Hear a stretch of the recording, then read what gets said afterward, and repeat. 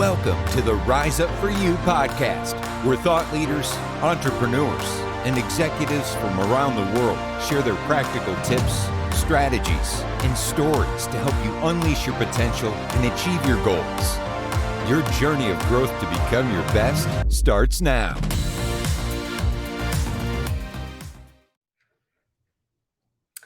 Hello. Welcome back to the Become Your Best Rise Up For You podcast. I am your host, Nasserdeen, and the CEO and founder of Rise Up For You. It's a pleasure to be back with you today. And today I am flying solo.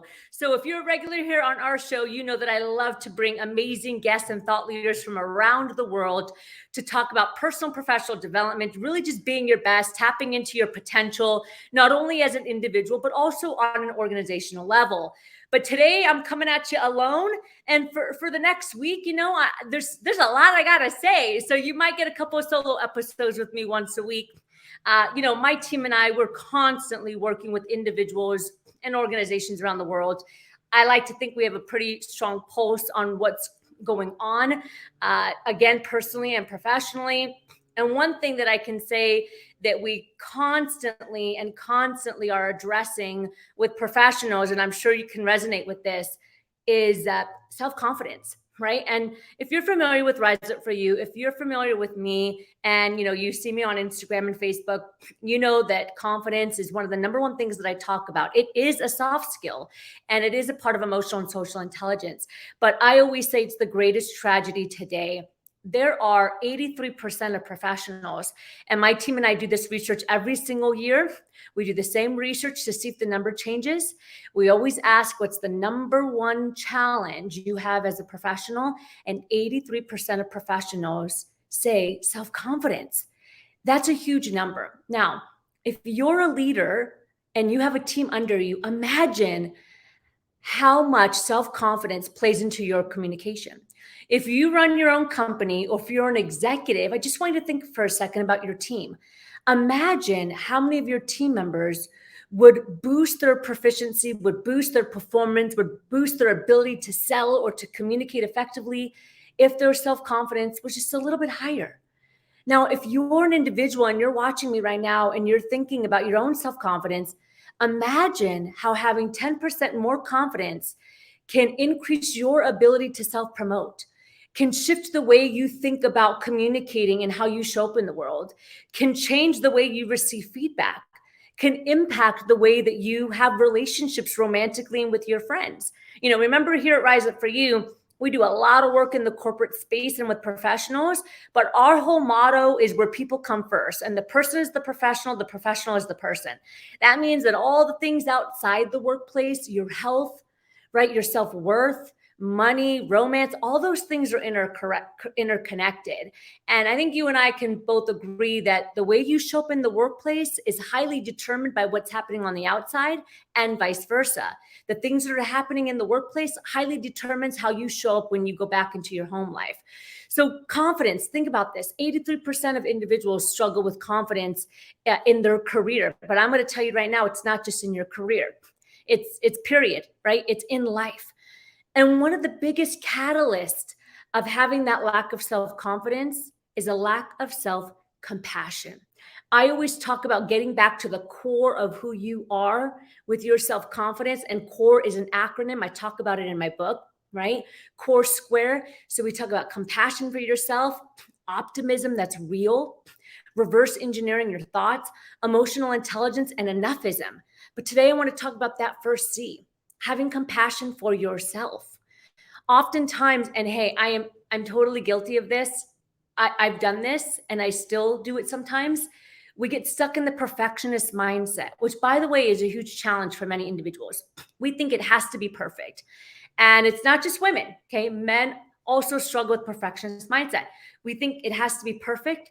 It has to be exactly what it's supposed to be before I can submit, before I can apply for the job, before I can jump into the relationship, whatever it is. And I always say perfection prevents you from your potential, okay? And when we have that perfectionist mindset, we are consciously holding ourselves to a standard that we don't necessarily hold to everybody else. So think about this. Imagine if you had a child or your sibling or a team member or a friend or family member that you love come up to you and say, I fell short, I made a mistake, or I want to apply for this job, or I want to do this, I want to ask this girl or guy out, but they don't feel like they're enough or they're ready. Your feedback and your advice to them is probably going to be full of compassion. It's probably going to be very nurturing. You're going to talk to them as if they're the most important person in the world, and you're going to uplift them, I hope, especially if it's your children, right? But how come we don't do that to ourselves? How come when that monkey chatter comes in our mind that says, oh, we're not good enough, you made a mistake, you did this, you did that, we believe it. And we allow ourselves to talk bad to ourselves, right? But let's be real. If you're walking down the street and a stranger starts putting you down and saying negative things, you're probably going to say, whoa, whoa, whoa, who are you talking to? You're going to stick up for yourself. But we do this constantly as individuals, is we forget to show ourselves self-compassion, and we get stuck in this perfectionist mindset. And when you get stuck in the perfectionist mindset, you are now putting yourself above the level of humanity, because human beings are imperfect by nature. And that's what makes it so beautiful, right? We're imperfect by nature. But when you hold yourself to this perfectionist standard and you get stuck there, you're expecting yourself to be a robot. Now, I know artificial intelligence is coming and it's here, but you yourself are not a robot. You are a human being, and human beings make mistakes. And when you're allowed, and when you allow yourself to show self-compassion for you, you are consciously saying to yourself, you know what? I'll do better next time. I'm not a robot. I'm a human being, and I make mistakes. That's part of life. That's inevitable. And the more you can have that self-compassion for yourself, the more you can continue to feel empowered to keep going. The more self-compassion you have, the more positivity and the more empowerment you provide for yourself. When you don't show yourself self-compassion, you start to distrust yourself. You start to put yourself down. And let's not be mistaken. You know how Jim Rohn says you're the average of the 5 people you spend the most time with, so energy matters? Your energy can also circulate back into you. So if you have negative energy about yourself, don't be surprised if it comes back and it kicks you in the face, right?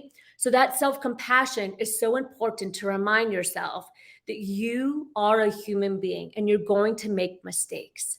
So how can I show self-compassion to myself, while at the same time see it as a learning lesson and try to be better next time? Try to do your best next time. We always treat people better than we treat ourselves. And I will tell you right now, that is not a sustainable model. It's not sustainable in your career. It's not sustainable in your personal life. That's why I named the company Rise Up For You, so that you can be the best for you, love yourself, grow yourself, invest in yourself, so that you can go out there and be the best leader possible in your household first, your workplace, and your community. The world needs all of us at our best. And that self-confidence is going to hinder your ability unless you can learn to rein it in, to rebuild it, which you can rebuild, and to start showing yourself some self-compassion. Thanks for listening to me today, folks. It's always an honor to be here. We love doing the podcast. We love doing these live shows and engaging with you and engaging with our community. Again, this podcast, our company, is all about helping you be your best and to push the potential of individuals, of teams, of organizations, by talking about and teaching the skills that we don't spend a lot of time on, right? And that's the soft skills, right? Soft skills is the academic term, but it's human skills, right? And that's my dog in the background. So that's my cue that I got to go. And I love you guys. I'll see you next time.